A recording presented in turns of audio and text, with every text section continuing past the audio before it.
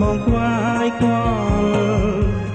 មកដាំតាមខ្យល់តែស្រស់លីមលអូនគ្មានខ្វល់សោះណា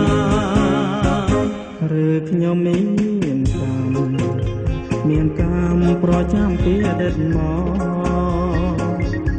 បានជាទុំសោជួបកម្មយកតែរឿងក្តីស្នេហាមកស្នេហ៍តែទីណាបងស្នេហ៍តែទីណា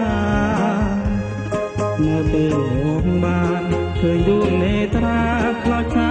រីញ៉េ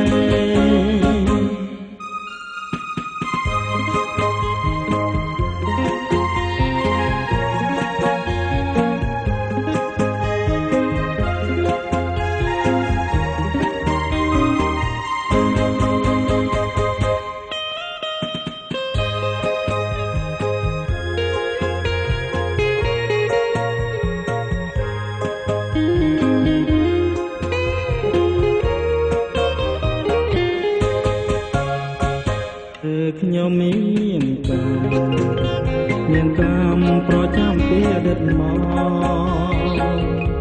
បានជាទុំសោជួបកម្មយកតែរឿងក្តីស្នេហាមកស្នេហ៍តែទីណាបងស្នេហ៍តែទី